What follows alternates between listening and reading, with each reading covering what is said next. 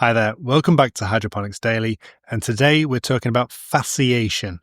Yes, it's the fascinating world of fasciation.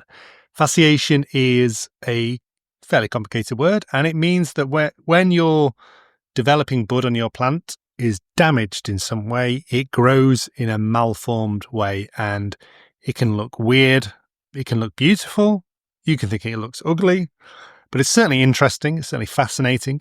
I don't know where the word fasciation comes from, but it's due to the damage of the developing cells. So in plants, stems and flowers and roots, they all come from a place called meristems, and that's where undifferentiated cells, just normal cells, are constantly dividing by mitosis. And that's creating new tissue that then differentiates into all the different organs. And the cells detect where they are in the plant by various signals given off by the cells around them, and that tells them what to develop into. And when you get fasciation, that process goes wrong, it goes haywire, and you get strange growths. You can get bulging growths, you can get extremely long flowers that would have been circular, you can get distorted growth, you get things that look like horns on cacti and things like this, and succulent plants. You can get lots more flowers, but they might not develop properly. And so in some crops, you might actually encourage this, and you can find fasciated plants on sale. You can find fasciated cacti, for example, on sale in garden centres and in IKEA. And people might encourage fasciation to produce unusual shaped flowers. And that's what thinning in hydroponics, that's a common pruning technique, and that's a form of fasciation. Now, in nature, fasciation occurs in nature as well, and it can occur normally due to mechanical damage. So you've pruned it incorrectly, maybe your secateurs aren't sharp enough, or you've damaged a bud, or if you've squeezed a bud too tightly, that can damage the apical meristem as it develops. A frost can cause fasciation. So if you're growing plants, flowering plants, or the flowers are developing, and you've grown them in a greenhouse, or you've sown them too early, and there's a late frost, then that can cause fasciation. A number of insects can cause fasciation. A lot of those that form galls can cause fasciated growth. Even chemicals, certain herbicides or pesticides, can damage apical meristems and cause fasciation. And there's a lot of weeds when you hoe and fork your soil that can cause fasciation.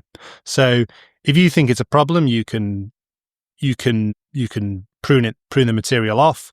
If you're growing a plant that dies after it flowers, then you don't need to worry about it happening again unless it's a genetic mutation.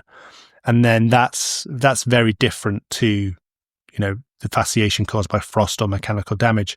If it's a genetic mutation, then that's not really, we wouldn't really cover that. Some people would call that fasciation, but it's more of a mutation.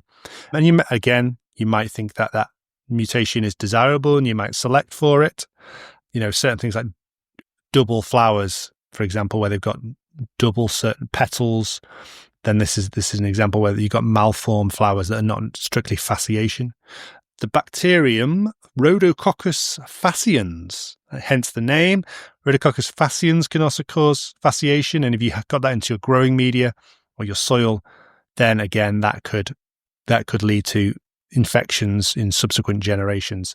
And the same with certain viruses. If you get fasciation, can be caused by viruses as well as bacteria, and so you would want to make sure that you sterilized your grow media, your tools and things like this to prevent the passing on of the fasciation if it was proving a problem to you. So, as I say, flattened shoots that appear fused in some way, misshapen flowers, they're all an example of fasciation. And sometimes they're desirable. And if they are desirable and that they're in a perennial crop, sometimes you can actually vegetatively propagate the plant to maintain the fasciation and sell that on as an unusual plant. So some examples of fasciated plants include ferns. So if ferns that have got the suffix monstrosa or cristata, they're highly collectible fasciated plants. So we talked about houseplants in the last